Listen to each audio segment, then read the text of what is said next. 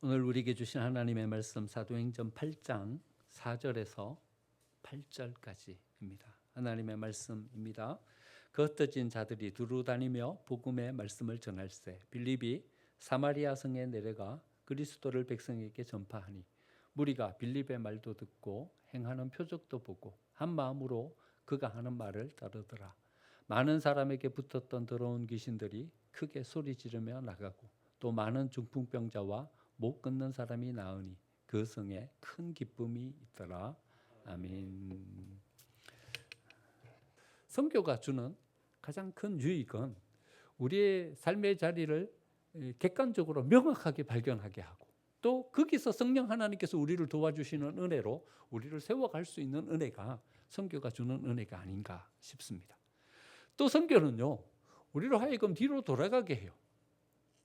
우리의 삶은 앞으로 막 전진하면서 나아가죠.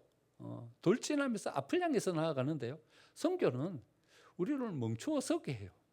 멈추어 서게 하고 오히려 우리의 삶을 곱씹어 보면서 천천히 다시 한 번 더 우리를 점검하게 하는 그런 기회가 돼요. 근원으로 다시 되돌아가게 하고요. 뿌리로 다시 되돌아가게 해요. 여러분, 시간이 지날수록 안 좋아지는 것들이 많죠. 대부분의 것들은 다 시간이 지나면 안 좋아져요. 스마트폰 맨 처음에 샀을 때는 얼마나 반짝반짝 보기 좋아요. 그런데 조금 시간이 지나면요, 기스가 나고 또 좀 더 시간이 지나면요, 더 좋은 새로운 제품들이 생산되고 별로 안 좋은 것이 돼버려요. 집에 쓰는 모든 가전제품들 시간이 지나면 어떻게 돼요? 다 점점 더 부서지고 망가지고 고장나고 안 좋아져요. 우리의 몸은요, 20대 그때가 제일 좋았어요. 우리 모두 다 그때는 한미모 했었잖아요. 한멋짐 했었잖아요. 그런데 시간이 지나고 나이가 들어가니까 이제 점차 여기저기 병도 생기고 주름도 생기고 그래요. 이 시간이 지날수록 점점 더 안 좋아져요. 그런데요, 이 시간이 지날수록 점점 더 좋아지는 게 있어요. 뭐가 시간이 지날수록 좋아질까요? 묵히면 좋아지는 것들. 된장, 간장.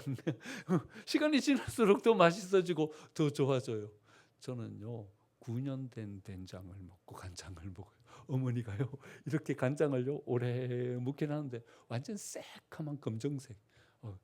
어머니가 이렇게 단지를 여러 개 이렇게 놓고 묵힌 그런 맛있어요. 깊은 맛이 있어요. 그것만 가지고 나물 무쳐도 나물이 맛이 나요. 치즈. 어디 TV에서 한번 보니까 식초. 어떤 식초는요 300년 된 식초가 있대요. 요거만 손바닥만한 병 한 병에 몇백만 원 하더라고요. 그러니까 오래 묵힐수록 그 깊은 맛이 우러나는 어떤 그런 것들이 있는 거죠. 그러니까 우리의 신앙도요, 이렇게 머물면서 곱씹어보고 거기에 음미하면서 거기에 머물면은요, 이게 가볍지가 않아요. 더 깊어지고 거기에 오묘한 뭔가가 이렇게 느껴지고 더 심오한 어떤 우리의 삶을 세워가는 밑받침이 되는 것이 우리의 신앙인 것 같아요. 그런데 이렇게 할 수 있게 만들어주는 것이 선교예요. 그냥 우리의 삶을 살 때는요, 앞을 향해서 돌진하며 가는 거죠. 이것도 이루어야 되고 저것도 이루어야 되고 계속 우리에게 일이 주어지고 정신없이 앞을 향해서 나아가요. 근데 선교의 자리에 서면요, 모든 것을 멈추고 이렇게 서는 거예요. 그리고 하나님의 말씀이 우리 안에 이렇게 스며 들어오는 거죠. 선교하면서 매일 우리 함께 모여서 반성하고 또 은혜를 나누고 하는 시간을 가졌어요. 평가하고 반성하는 시간이 너무 좋았어요. 저는요. 어떨 때는 1시간 반, 어떨 때는 2시간 함께 이렇게 시간을 가지면서 한 날 하나님께서 우리 속에 허락해 주셨던 은혜들을 함께 이렇게 나누는 시간을 가졌어요. 근데 거기서요, 이런 별명을 가진 한 권사님이 생겼어요. 별명이 옥토가 됐어요. 옥토. 잘 받아들여 가지고 옥토처럼 이렇게 뭐든지 잘 이렇게 수용하면서 뭐든지 잘 순종하면서 뭔가를 이렇게 이루려고 하시는 그런 모습이 우리 선교 대원들이 보기에 다 너무나도 보기가 좋았어요. 그래서 별명을 지어줬어요. 옥토라고.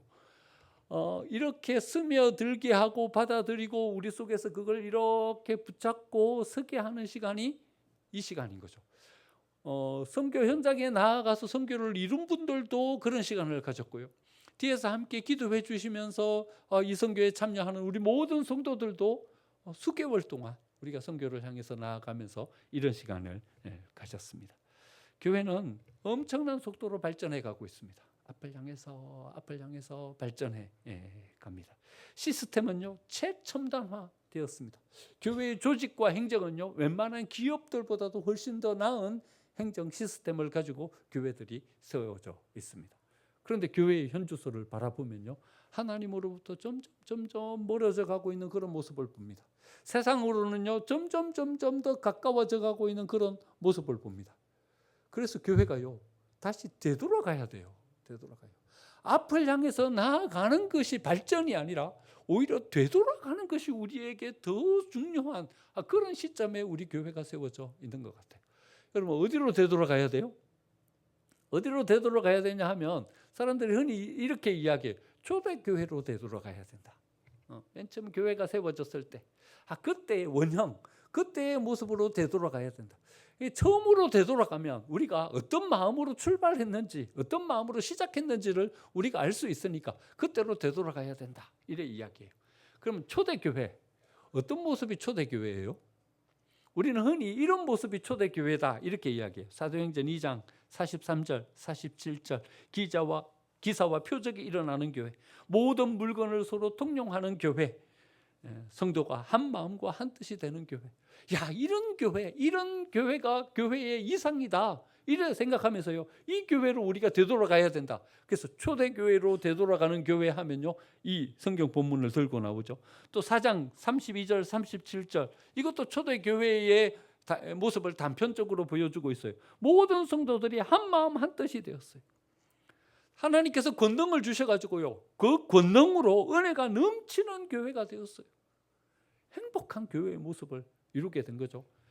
우리가 교회의 모습을 생각하면서 초대교회로 되돌아가야 된다라고 생각하면 우리가 흔히 이 두 본문을 가지고 나와서 이런 교회의 모습을 우리가 갖추어 가야 된다 이야기해요. 그런데 선교를 나가보니까는요 어제 말씀을 묵상하면서 이렇게 썼는데 이게 아닌 것 같아요.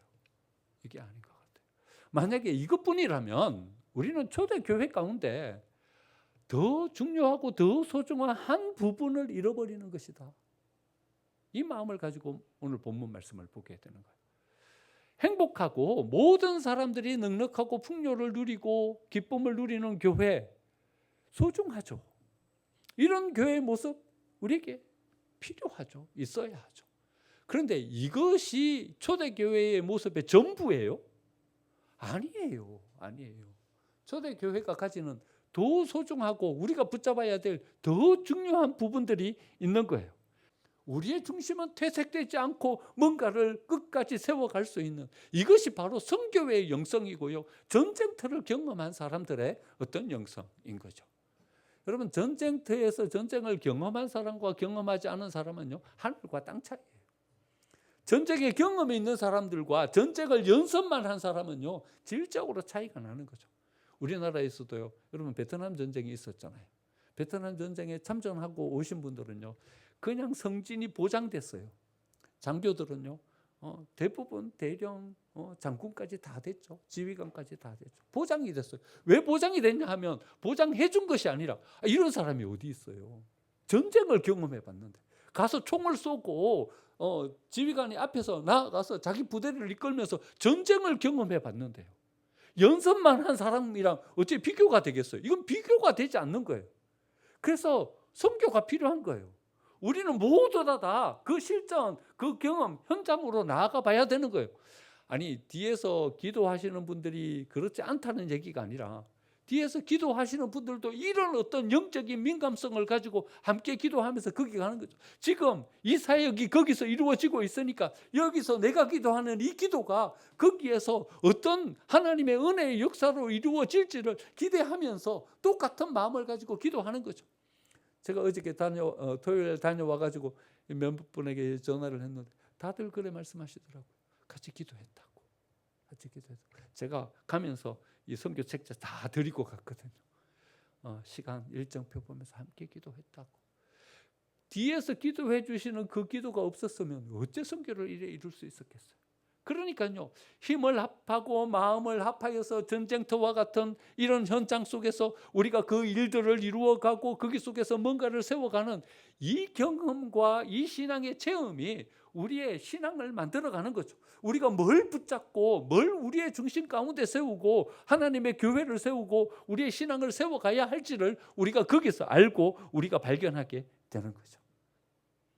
이런 신앙이 우리에게 주어질 때 비로소 우리는 힘 있는 교회로 하나님의 역사를 이루게 될 줄 믿습니다.